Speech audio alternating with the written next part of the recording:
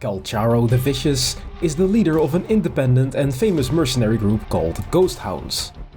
As such a famous mercenary, Calcharo has many different stories and rumors surrounding him, ranging from stories about random street brawls to full-on wars and vault raids.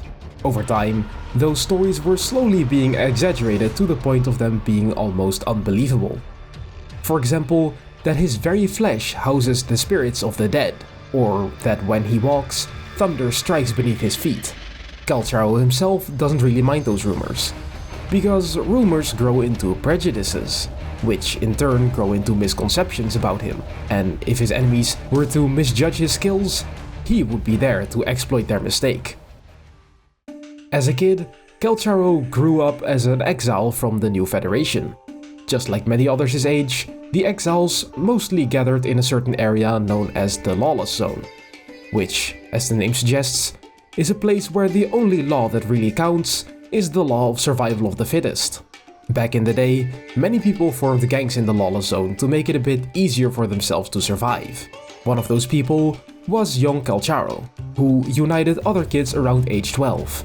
The kids he chose to recruit were often bullied and ousted by others, but under Calcharo's leadership, they quickly became a formidable force known as the Underdogs. But as the members of the Underdogs slowly started to dwindle due to betrayal, murder and other causes, Calcharo was eventually forced to risk it all in an all-out gamble for more power, and he left the gang. Years later, the New Federation was waging war against the Underdogs, who were the last remaining gang of the Lawless Zone.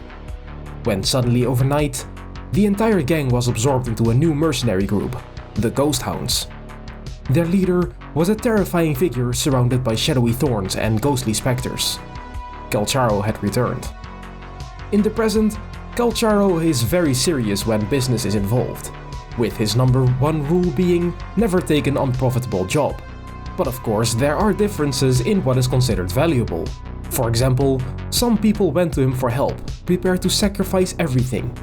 Instead, he only asked a single credit, as long as they would become his informers. This way of getting people to permanently work for him as his eyes and ears grew his intelligence network and influence quickly, with his reach spanning through multiple countries. Even though Calcharo is mainly regarded as a ruthless and vengeful person, it's undeniable that since he established his network in this way, the level of unnecessary violence within his territory has been significantly reduced. After all, you never know who might be working for him. Recently, Calcharo had stumbled upon General Jian's troops inside the Huanglong borders, and seeing the strategic value of the Jinzhou army, Calcharo made a deal. He would assist Jian in his war against the Tacet Discords, and in return Jinzhou would collaborate with him. Eventually Jian accepted the deal, and has introduced Calcharo to the customs and etiquette within Jinzhou City. For Calcharo, the way the people of the city treated each other with kindness, even during their war against the darkness of the Tacet Fields, left him a little culture shocked. Until he came to realize that living one's life to the fullest, instead of only grieving the fallen, might be a better road for the Ghost Hounds to take. And for his people to eventually live under the sun, their mission is first and foremost to dispel the darkness.